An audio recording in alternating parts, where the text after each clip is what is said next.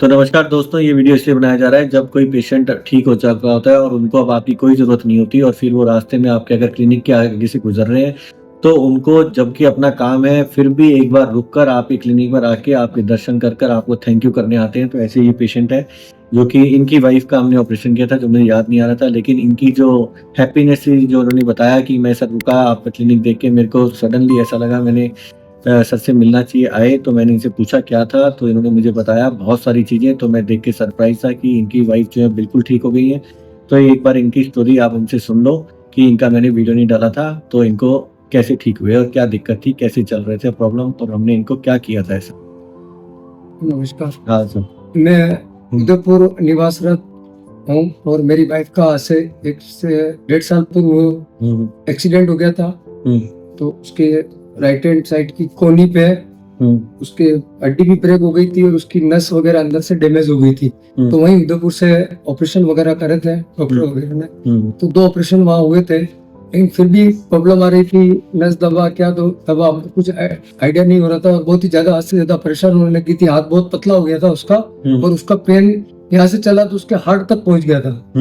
तो मेरी गुड़िया है और मेरी वाइफ वगैरह इन लोगों ने सब यूट्यूब वगैरह पे सर्च करा तो बेस्ट रेटिंग के अंदर सर का अमित जी का उसके अंदर नाम आया। तो उन्होंने कहा यार हैंड सर्जन, तो मैंने कहा जयपुर हमारा आना जाना रहता है तो क्यों ना एक बार साहब को बताया जाए।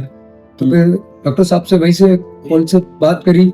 साहब ने कहा कोई बात नहीं, आपको आप सेटिस्फाइड हो तो आप करवाना, एक बार आप आइए, जब तक मैं देखूंगा नहीं तब तक मैं आपको बता नहीं पाऊंगा। फिर भी आपने बहुत इतना अच्छा कोऑपरेट करा कि वहां से हमारी घर बैठे बैठे जांचें मंगवा ली, देख ली।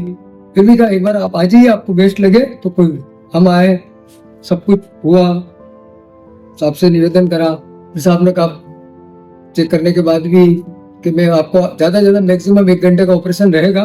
तो हमने कहा रुकना करना होटल विद फैमिली कितना खर्चा होगा, क्या हो जाएगा, बहुत सारा मतलब थोड़ा सा घबराए हुए भी थे क्योंकि 2 ऑपरेशन फेल भी हो गए थे और एकदम किसी पे ट्रस्ट भी नहीं कर पा रहे थे क्या डिसीजन ले। फिर सामने बोला देखो मैं तो डॉक्टर हूँ, कोई भगवान नहीं हूँ, वो करने वाला तो वो है और मैं मेरा पूरा धैर्य रखते हुए मैं मेरा जो मैंने जिस चीज की पढ़ाई करी है आप थोड़ा सा विश्वास तो उसके ऊपर करना पड़ेगा।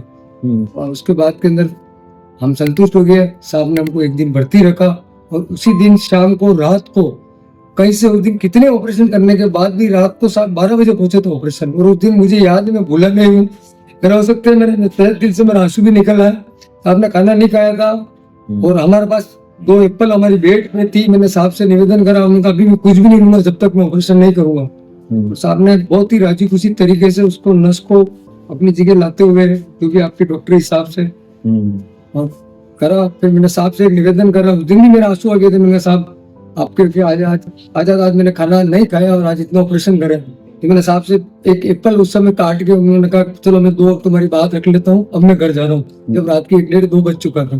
तो मैं तहे दिल से बोल रहा हूँ कि मैं बहुत ही संतुष्ट हूँ। आज मेरी वाइफ भी और थैंक्स के लिए मैं यहाँ से आज वापस गुजर रहा था। मैंने साहब के दर्शन करते हुए जाऊँ, मिलूं। रियल में मैंने मेरी लाइफ से मैंने ऐसा डॉक्टर रियल में मेरी लाइफ में नहीं देखा। और ये काफी पेशेंट थे दूसरे भी, वो भी हर एक व्यक्ति ये कह रहे हैं कि हम बहुत हजारों रुपए बिगाड़ के आते हैं, लाखों रुपए बिगाड़ के आए, लेकिन हम साहब से संतुष्ट हैं। और हमारे जो भी इन्होंने ऑपरेशन करा तो वो चीज जिस तरीके से प्राकृतिक तरीके से जो काम करती थी वो आज बिल्कुल कर रही है एंड पूरा कार्य कर रहा है। मैं आपका जितना भी धन्यवाद दूं कम है सर, क्योंकि मैं पेशे से पत्रकार भी हूँ। मैं कभी झूठ नहीं बोल क्योंकि वो मेरी खुद की जीवन संगनी है, जीवन साथी है। मैं इसके लिए मेरे पास शब्द शायद कम पड़ जाए। ठीक है, ठीक।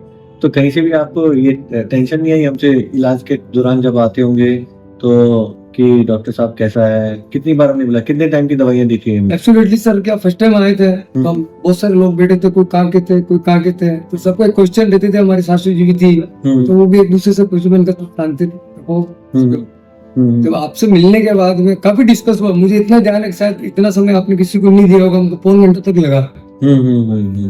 और आपने एकदम फैमिली की तरह ट्रीट करा। और उसके बाद हम संतुष्ट हुए। वाइफ को अपने कॉन्फिडेंस दिया, वो घबरा भी रही थी कि मैं इतने ऑपरेशन करवा चुकी हूँ, क्या भरोसा ये ऑपरेशन भी सक्सेस हो या ना हो।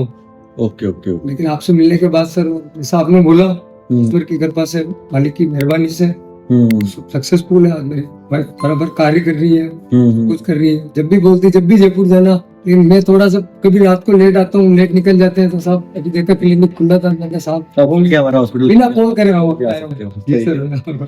ठीक है, तो भाई मैंने आपको इनके द्वारा ये बताया कि आदमी जब परेशान होता है तो वो हर जगह से ये सोच रहा होता है कि मेरी किस्मत खराब हो गई, मेरे साथ तो पता नहीं क्या होगा। लेकिन वो अगर अपना धैर्य रखता है और किसी को ब्लेम नहीं कर रहे होते और डॉक्टर सही एक्सपर्ट ढूंढ रहे होते हैं, तो उनको सच्ची में एक दिन मिल जाता है। और आप ये सोच रहे हो, जो भी कष्ट सह रहे हो, जो कुछ भी कर रहे हो, भाई मेरे के लिए तो बोलना आसान है कि भैया कष्ट सहो और ढूंढते रहो, लेकिन मेरे ख्याल से एक तरीका है हम अपने आप को कैसे सेटिस्फाई करें कि डॉक्टर अपनी तरफ से बेस्ट कोशिश कर रहा है और आप भी ठीक होंगे, पता नहीं कब होंगे। लेकिन आपको ज़्यादातर सारे डॉक्टर अभी तक जो है अपनी तरफ जितना भी आता है उतना कोशिश करते हैं, सारे एक जैसे नहीं हो सकते। इस चीज़ में नहीं कि अच्छे बेकार, मतलब उनको जितना आता है उतना तो कर ही देते हैं, लेकिन अब कितना भी आता है उनको जो भी अपडेट्स हुई है वो सब चीज़ें जो भी है उनको आपको एक्सेप्ट करना है और पहली बार में बेस्ट पर डॉक्टर मिल जाए तो खुश हो जाना है।